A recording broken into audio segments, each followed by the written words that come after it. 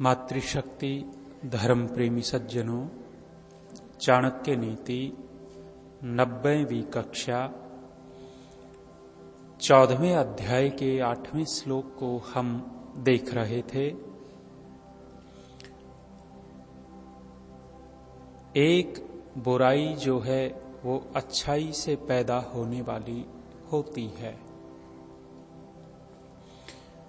एक बुराई अच्छाई से कौन सी पैदा होती है? वो विद्वानों ने कहा अहंकार। अभिमान अच्छाई से पैदा होता है। किसी के अंदर बहुत ज्यादा गुण हों, विशेषताएं हों, वो गुण, वो अच्छाई, वो विशेषता निश्चित रूप से उसकी प्रशंसा के लिए है, प्रशंसा उसकी की जानी चाहिए। किंतु व्यक्ति इस अच्छाई से भी बुराई पैदा कर लेता है, गुणों के कारण अहंकार पैदा कर लेता है। आचार्य चाणक्य कहते हैं कि अहंकार अपने मन में न आने देवें, क्योंकि एक से एक बढ़कर के दुनिया में लोग हैं, इसलिए अपने आप को ज्यादा बड़ा न माने। इन भावों से युक्त होकर के इस श्लोक में कहा, दाने तपसी शौर्ये वा विज्ञाने विनये नये विस्मयो नहि कर्तव्यो बहुरत्ना वसुंधरा। कहते हैं दान करने में अहंकार न करे। दान करने में अहंकार व्यक्ति के आ जाता है। थोड़ा सा कहीं दान दिया, दान देने के बाद अहंकारी व्यक्ति बिना प्रशंसा लिए वो रह नहीं सकता। उसको उस प्रशंसा में सुख मिलता है और कहीं न कहीं अहंकार की अपनी पुष्टि कर रहा होता है।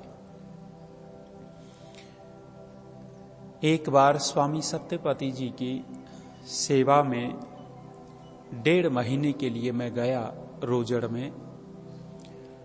1.5-2 महीने वहां रहा। शायद 2011 की बात है।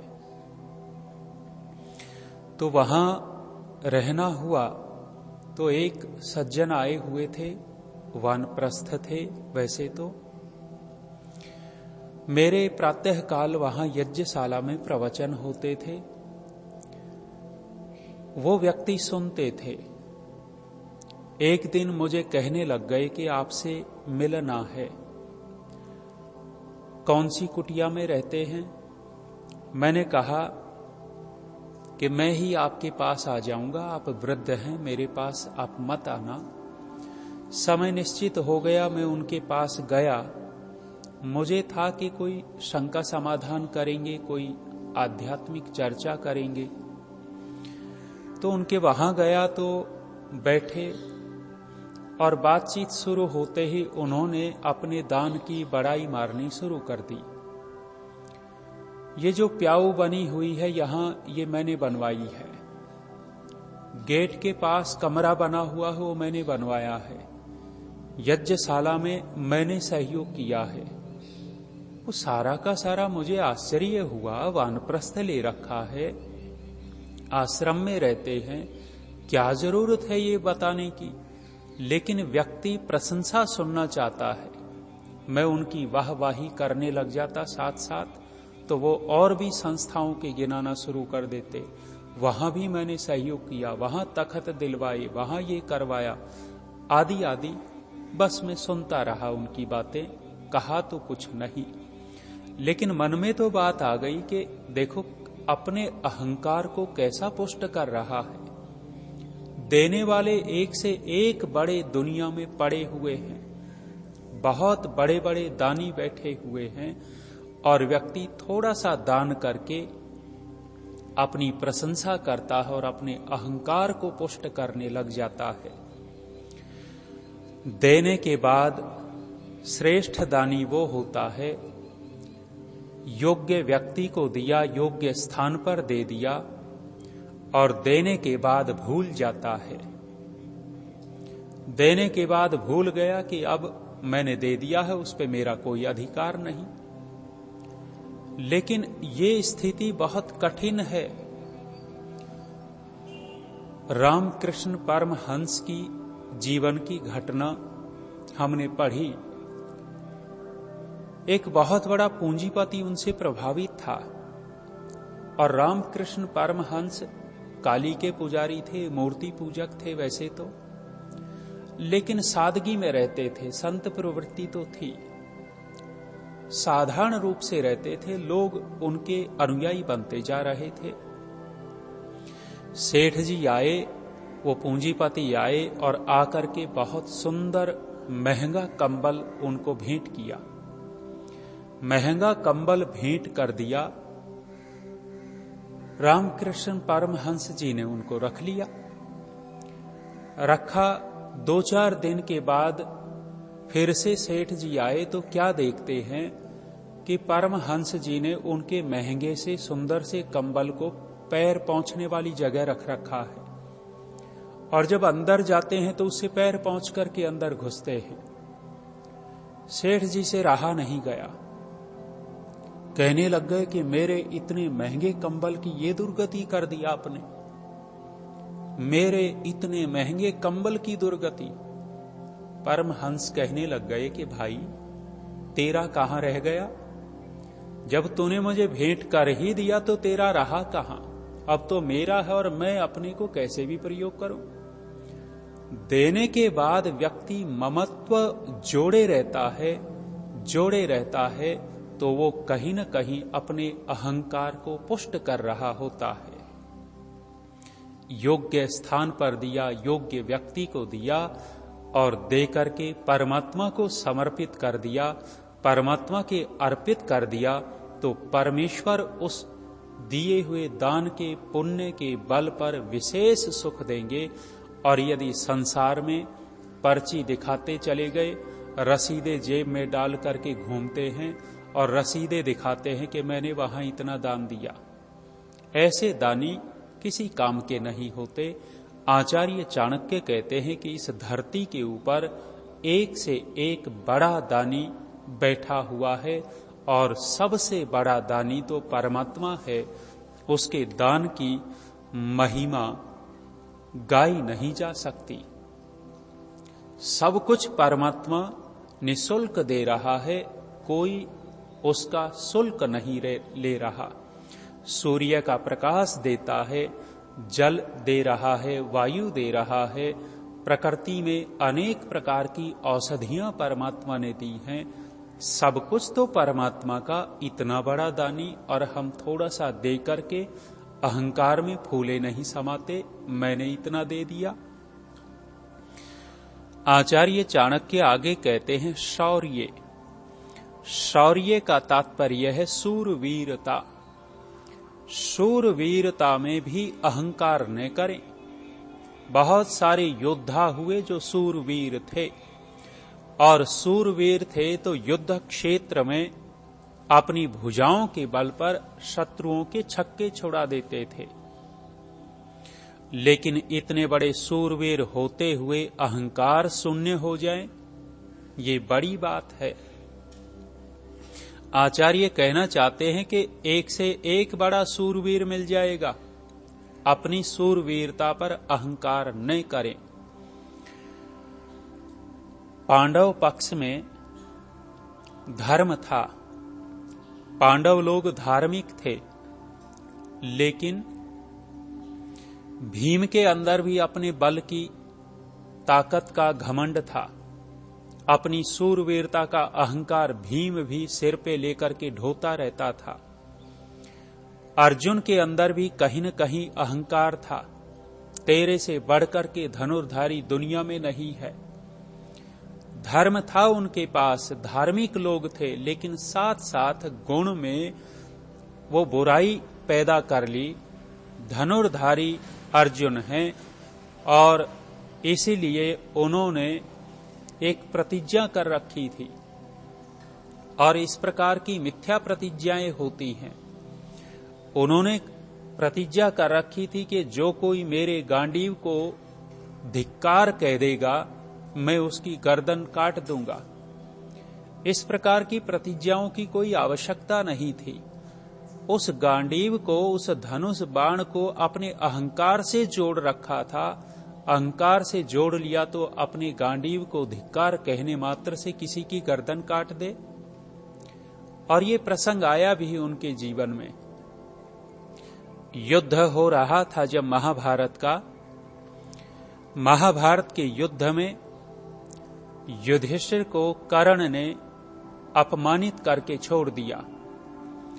कर्ण और युधिष्ठिर का जब युद्ध हो रहा था, उस युद्ध में कर्ण बहुत आराम से, सरलता से युधिष्ठिर का वध कर सकता था, लेकिन कर्ण ने युधिष्ठिर का वध नहीं किया और अपमानित करके छोड़ दिया कि जा, तेरे जैसे नपुंसक से मैं युद्ध करूंगा, किसी योग्य योद्धा के साथ मैं युद्ध करूंगा, तेरे अंदर मेरे से युद्ध करने की योग्यता नहीं है, भाग यहां से।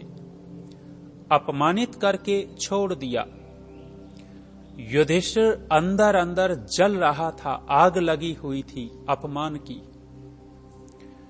और उसी दिन अर्जुन ने किसी विशेष योद्धा को मारा था, विशेष योद्धा का वध किया था और बहुत प्रसन्न था अर्जुन। अर्जुन प्रसन्नता से युधिष्ठिर के शिविर में गया।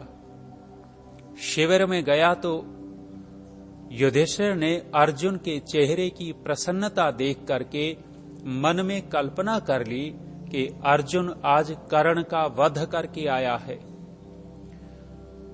और युधिष्ठिर उसकी बड़ाई करने लग गया कि तू ही मेरा विशेष भाई है, तेरे कारण ही युद्ध में विजय होगी। बहुत सारी बड़ाई करते हुए और कहने लग गए, मैं तुम्हें गले लगाता हूं आज कर्ण के वध करने पर। उस समय अर्जुन ने कहा कि भैया, मैं कर्ण का वध करके नहीं आया, किसी और योद्धा का वध करके आया हूं। इतनी बात सुननी थी कि युधिष्ठिर ने अर्जुन के गांडीव को कह दिया कि तेरे गांडीव को धिक्कार है, आज कर्ण को नहीं मार करके आया। बस इतनी सी बात सुननी थी कि तलवार निकाल ली।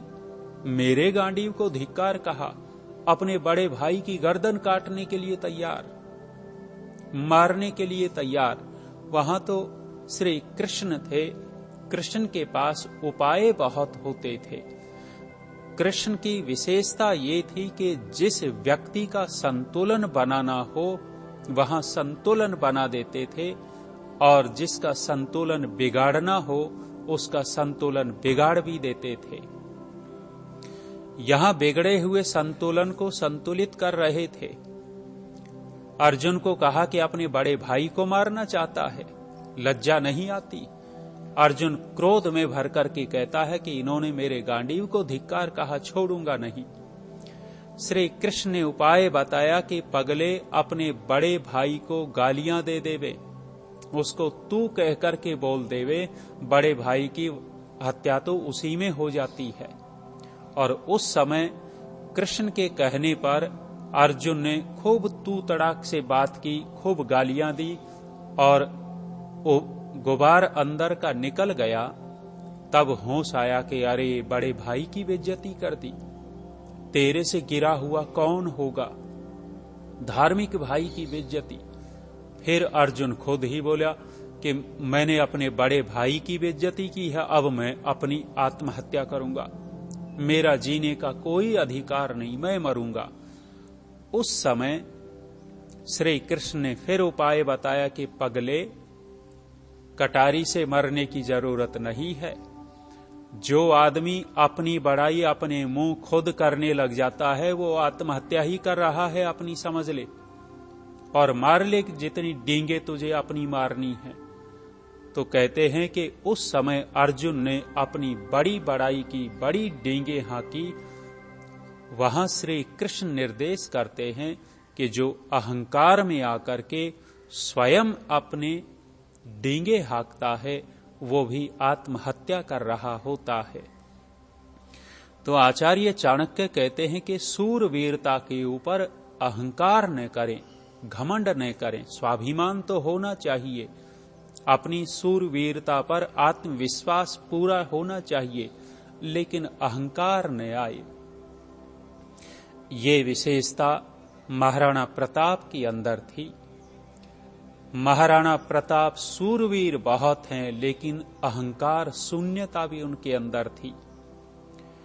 इतने सूरवीर हैं कि शायद बैरम खां एक झटके में तलवार मारी थी महाराणा प्रताप ने कि उस यवन सरदार की, यवन सेनापति के बीच से 2 टुकड़े हो गए थे, और केवल उसी के नहीं, घोड़े के भी 2 टुकड़े कर दिए थे। इतनी तेजी से तलवार मारी थी।